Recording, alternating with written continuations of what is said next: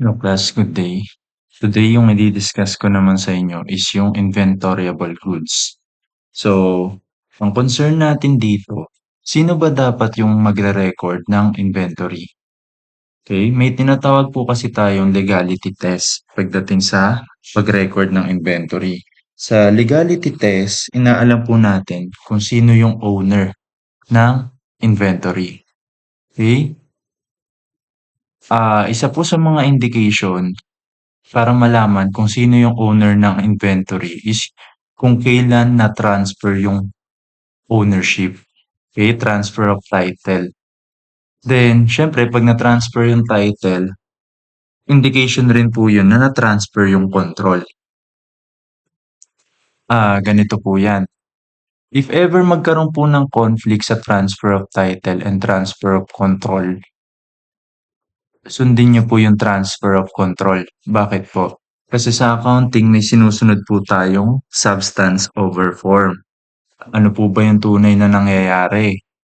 Sino ba yung tunay na may hawak ng control? Aba, dapat lang siya yung mag-record. Okay? Ganun po.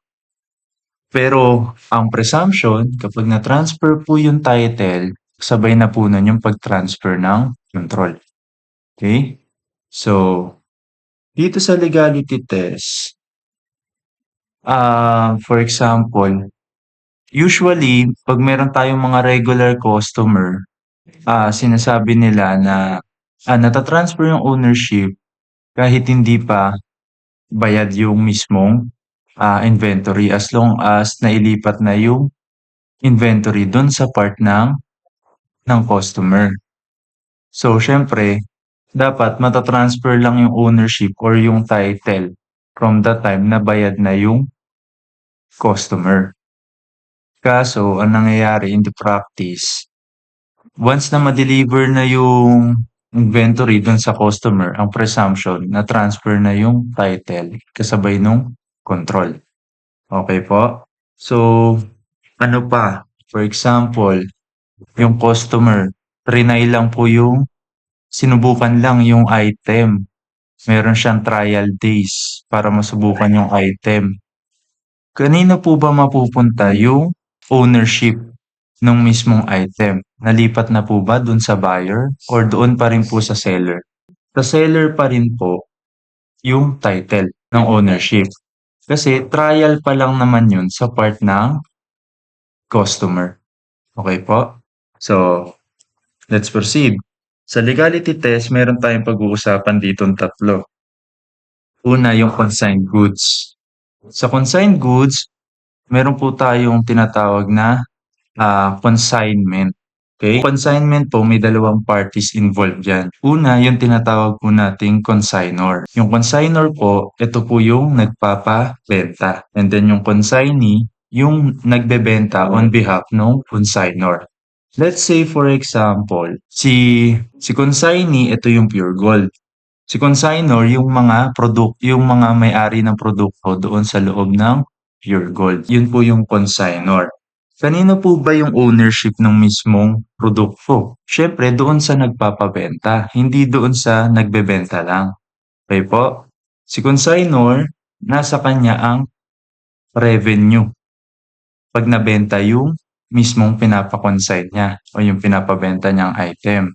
Si consignee, ang benefit niya po dyan ay tinatawag nating commission. Sa part ni consignor, kapag pinasok niya po yung item niya as in consignment, gagawa po siya ng memorandum entry dyan. Okay?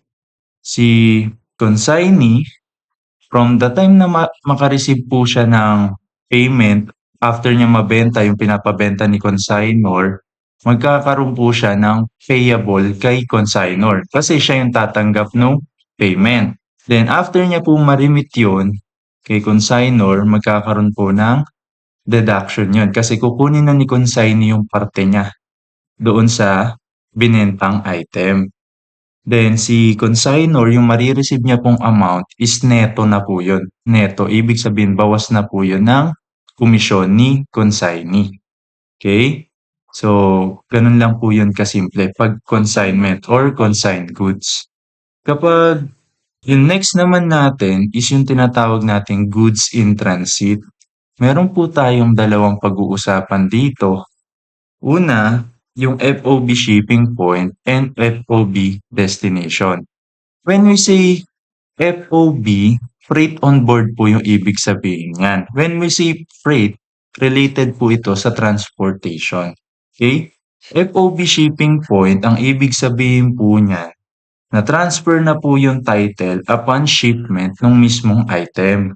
Ibig sabihin, nung umandar na yung carrier na may hawak ng item, nalipat na po yung ownership doon sa buyer. And when we say naman po FOB destination, the ownership is being transferred to the buyer when the time na yung item is nandoon na sa mismong destination ng buyer. Kaya nga po, FOB destination. Kailangan nandun muna yung item sa destination ng buyer bago malipat yung title or yung ownership. Ano po yung example nito? Cash on delivery. Okay po? Ayun po, FOB destination po yon. Okay? So, yung next is yung pag-uusapan natin yung freight terms. Sino ba yung dapat sumagot ng shipping cost or ng shipping fee? Siyempre, kung sinong may-ari, dapat siya yung sasagot ng shipping fee. Kung sinong owner, nasa kanya ang risk and reward. Therefore, kapag sinabi po nating shipping fee, dapat kung sino ang may-ari, siya ang magbabayad. Okay, ganito lang po yan nagwo-work. May dalawa po tayong pag-uusapan dito sa freight terms. Una, freight collect. Yun yung pangalawa, freight prepaid. When we say freight collect, babayaran po yung shipping fee or yung shipping cost kapag iko-collect na po yung item. So, sino po bang magko-collect ng item? Siyempre, or si buyer, kasi siya yung magko-collect ng item. Okay? So, kailan po ba na si buyer ang magbabayad ng shipping fee? Or kailan po ba mangyayari itong freight collect? Usually, nangyayari po ito kapag FOB shipping point. Kasi, upon shipment, na-transfer na yung ownership kay buyer. Therefore, si buyer na yung sasagot ng shipping fee upon collection. Okay? Next, yung freight prepaid naman po. Ano po yung freight prepaid? From the word itself, prepaid. Advance payment po ito ng shipping fee. Sino po bang usually na sumasagot nito? Ang sumasagot po nito is si seller. Babayaran niya po to in advance. Okay? Ganito po yan. Nangyayari po kasi yung freight prepaid kapag FOB destination. Yun po yung usual. Bakit po? Yung FOB destination po kasi malilipat lang yung ownership doon sa buyer kapag nakarating na yung item doon sa mismong location ni buyer. Therefore, si seller, kanya pa rin yung ownership hanggat hindi pa dumadating sa destination ni buyer yung item. Therefore, again, si seller, siya po ang sasagot ng shipping cost or ng transportation fee. Kasi siya pa rin ang owner that time, hindi pa nalilipat kay buyer. Okay? Kung sakasakali po na FOB shipping point, pero ang sumagot po ng transportation fee is si seller. Paano po yun? FOB shipping point pero freight prepaid. Okay? Ano pa? Kapag FOB destination, freight collect. Yun po yung mga pwedeng maging issue. Ano po ba yung treatment kapag ganon? Kapag FOB shipping point po at freight prepaid yung nangyari, si buyer po mas malaki ang kailangan niyang bayaran kay seller. Hindi lang po yung mismong item, yung gastos niya doon sa item, kasama po yung sinagot ni seller. Kasi yung ownership kapag FOB shipping point na-transfer na po kay buyer. Dapat si buyer na ang sasagot ng shipping cost. Kung ang mangyayari po ay FOB shipping point freight prepaid, ibig sabihin dapat bayaran po yun ni buyer kay seller. Kasi sinagot muna ni seller yung shipping fee. Na-transfer na nga po yung ownership kay buyer upon shipping. Okay? Parang ganito lang po yan. Kung sino po yung owner, dapat siya ang sasagot ng shipping fee. or ng transportation cost. Kasi kung yung kabilang party pa rin yung sasagot, it's either ipapatong po ng kabilang party yung dapat bayaran nung isang party doon sa babayaran sa kanya, or yung kabilang party mababawasan po yung dapat niyang bayaran dun sa kabilang party dahil hindi naman na dapat siya yung magbayad ng shipping fee. Puwedeng ganun po yung mangyari, okay? So, ulitin ko po yung example, Si seller, kung siya po yung sasagot ng shipping fee kahit na FOB shipping point po yan, ibig sabihin ipapatong po ni seller doon sa kailangan niyang singilin kay buyer yung shipping fee na binayaran niya. Kapag si buyer naman po ang sumagot ng shipping fee kahit na FOB destination pa yan, ang mangyayari po niyan, babawasan po ni buyer yung kailangan niyang bayaran kay seller. Kasi dapat si seller naman talaga ang sasagot muna ng shipping fee. Okay? Next. Meron po tayong maritime shipping terms. Okay? Pasok rin po ito sa legality test natin kung kailan matatransfer yung ownership. Una, meron tayong free alongside or FAS.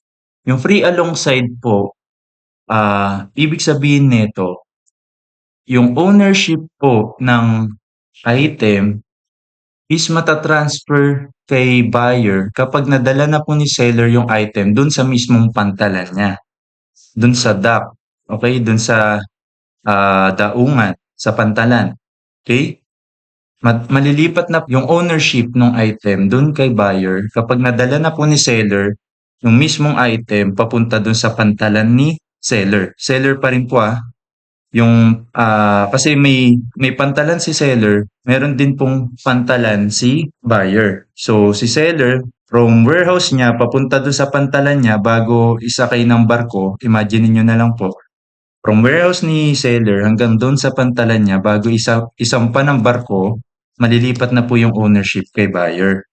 Ibig sabihin, lahat muna ng gastos mula warehouse ni seller hanggang doon sa pantalan ni seller pa rin, sagot muna ni seller. Pag nadala niya na po doon sa pantalan, yung item niya na binebenta kay buyer, yung mga susunod po na gastos, si buyer na po ang sasagot. From warehouse ni seller, papunta po sa pantalan ni seller pa rin, lahat po ng gastos, sagot niya muna. Sagot muna ni seller.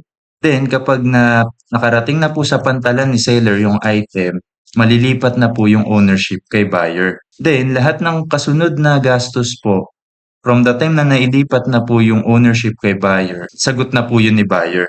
Okay? Yun po yung free alongside or FAS.